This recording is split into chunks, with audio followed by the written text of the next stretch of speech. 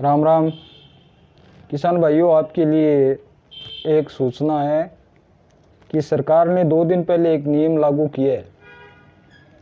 मैं उसके बारे में आपसे थोड़ी सी चर्चा करना चाहता हूँ कि नियम क्या है, इससे किसको फ़ायदा है या किसको नुकसान है और इसमें तकलीफ़ किसको हो रही है। इस विषय पर मैं आपसे थोड़ी सी चर्चा करना चाहता हूँ कि 2 दिन पहले सरकार ने एक नियम लागू किया था, डीबीटी का मतलब होता है डायरेक्ट बेनिफिशरी ट्रांसफ़र, यानी जो सरकार से हमें अनुदान के रूप में जो भी चीज़ मिलती है या सरकारी खरीद पर जो भी चीज़ जिसका भुगतान है वो डायरेक्ट किसान के खाते में आएगा। तो डायरेक्ट किसान के खाते में आने का मतलब ये हुआ कि आज तक जो ये आपने देखा होगा तथाकथित किसानों का आंदोलन जो कि फैल होने की कगार पर है, इसकी असली पीड़ा भी यही थी भी कहीं न कहीं किसानों का भला हो रहा है और इससे किसान को बहुत बड़ा लाभ होगा और इस लाभ से कुछ लोगों के पेट में मरोड़ उठी कि अगर इतना बड़ा लाभ हो जाएगा तो किसान संपन्न होगा। तो इसके बारे में मैं चर्चा करता हूं कि जैसा कि अपने जो राजस्थान के किसान हैं उनको तो कभी कोई लाभ मिला ही नहीं, ना सरकारी खरीद की ना कोई और, सरकारी खरीद भी होती है तो नाम मात्र होती है, इसलिए अपने पर इस चीज़ का कोई ज़्यादा असर भी नहीं होने वाला।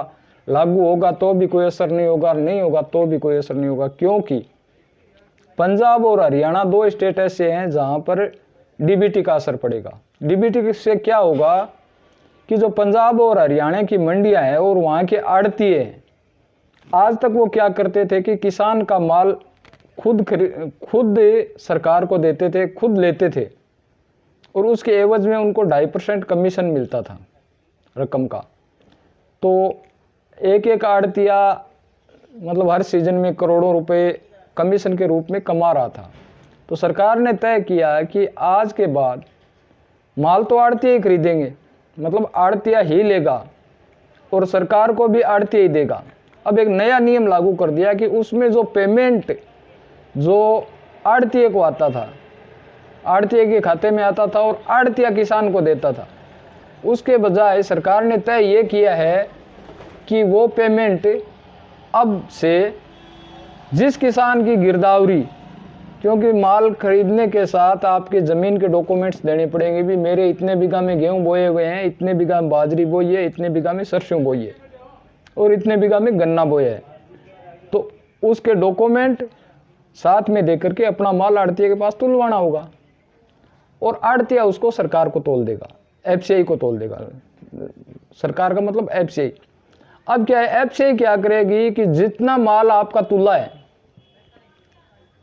वो माल उसका भुगतान सीधा आपके खाते में डायरेक्ट ट्रांसफर करेगा। आपको भुगतान लेने के लिए आड़तिये के पास नहीं जाना होगा। अब आड़तिये के पास नहीं जाना होगा तो इससे स्पष्ट दिखाई पड़ रहा है कि भी आड़तिये को नुकसान हो गया। किस चीज़ का? 2.5% का। मगर सरकार ने आड़तिये का भी पूरा ख्याल रखा कि जो आड़तिये को 2.5% तोलने के एवज में जो कमीशन मिलता है उस पर कोई फर्क नहीं आएगा, वो 2.5% आड़तिये को ट्रांसफ़र कर दिया जाएगा और बाकी बचा हुआ किसान को सीधा ट्रांसफ़र कर दिया जाएगा। अब आपको यहाँ इस चीज़ में कहीं झोल नज़र आया गया भाई, कोई नुकसान नज़र आया गया? मगर नुकसान हो गया, बहुत बड़ा नुकसान हो गया। नुकसान किनका हो गया? नुकसान हो गया आड़तियों का। आड़तियों का क्या नुकसान हुआ, इसको एक छोटे से उदाहरण के रूप में बतलाता हूँ कि भाई हरियाणा में बाजरी की खरीद की आड़तियों ने 2125 रुपये प्रति क्विंटल के हिसाब से एफसीआई को तोला और हरियाणा के किसान को मिला 125 रुपये प्रति क्विंटल के हिसाब से बाजरी का भाव। अब उसके पड़ोस में अपने राजगढ़ है, तारानगर है, चूरू है, सरदार शहर है, यहाँ के किसानों की बाजरी बिकी बाजार में 1300 रुपये। अब वो 1300 रुपये बिकने वाली बाजरी उसने हिसार वाले आड़तिये को बेच दी और हिसार वाले आड़तिये ने जिस किसान की, हरियाणा के किसान की 100 कुंटल बाजरी थी उसकी जगह उसको 300 कुंटल का भुगतान उठा लिया। यानी बाजरी अपनी भी बिकी, अपने को 1300 रुपये मिले मगर उसका लाभ हिसार वाला आड़तिया उठा गया।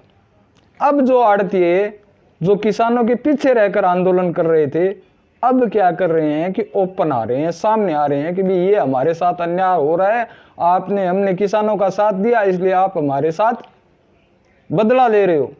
तो भैया हमें तो ये पहले ही पता था कि ये किसान नहीं है, ये आपके भेजे हुए चमचे हैं, और अब आप खुद स्वीकार कर रहे हो कि भाई हम हैं इनके पीछे, और आप ओपन आ गए। अब इससे किसको नुकसान है, आप ये बताइए किसको नुकसान है? भाई आड़ती को जो तोल रहा है उसका तो भुगतान उसको सरकार 2.5% देने के लिए तैयार है, भाई हम 2.5% आड़ती को देंगे, और किसान का किसान को मिल रहा है।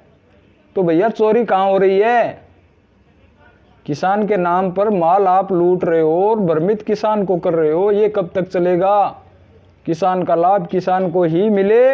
हम इस डीबीटी का समर्थन करते हैं, क्योंकि जिस प्रकार से हमारे खाते में गैस की और अन्य जो सब्सिडियां आती है, हर प्रकार की सब्सिडी, हर प्रकार का पेमेंट हमारे खाते में जिस प्रकार से डायरेक्ट आता है, उसी प्रकार से हमारे खाते में डायरेक्ट आए, कोई दिक्कत नहीं है। मगर ये जो बीज के दल्ले हैं वो बंद होने चाहिए। अगर हरियाणा में इतना बड़ा फ्रॉड नहीं होगा तो कल को राजस्थान के किसान को भी इसका लाभ होगा। एक तो फायदा ये हुआ। दूसरा फायदा ये हुआ कि हमारे यहाँ अधिकतर सूखा पड़ता है और बीमा कंपनियां औसत देती है कि भी कितना माल पिछले साल यहाँ उत्पादन हुआ। तो हमारी जो बाजरी और अन्य फसलें खरीदी जाती है मंडी में, वो चोरी से हरियाणा बेची जाती है। उससे क्या होता है कि हमारे क्षेत्र में हुए उत्पादन का औसत घट जाता है और हमारा जो बीमा क्लेम आता है उस पर इसका असर पड़ता है। क्योंकि मेरे क्षेत्र में मान लो 5 लाख कुंटल बाजरी हुई और मंडी में तुली मात्र 30,000 कुंटल रिकॉर्ड में, सरकारी रिकॉर्ड में। तो जब बीमा कंपनी क्लेम देगी तो वो 30,000 कुंटल के हिसाब से करेगी भी प्रति बीघा कितना आता है। तो हमारे किसी के 1.25 रुपये आता है, किसी का 1.5 रुपये आता है, किसी का 5 रुपया प्रति बीघा का हिसाब बनता है, क्योंकि माल तो ऊपर वाले लूट रहे हैं। तो ये छोटी छोटी जानकारियां मैं आपके साथ साझा करता रहूँगा। धन्यवाद। जय श्री राम। ठीक लगे तो मेरा चैनल ज़रूर सब्सक्राइब करना और घंटा भी दबा देना। ना ठीक लगे तो कोई बात नहीं है, चैनल सब्सक्राइब करने के अगर आपके पैसे लग रहे हैं तो मत करना। ठीक है, धन्यवाद।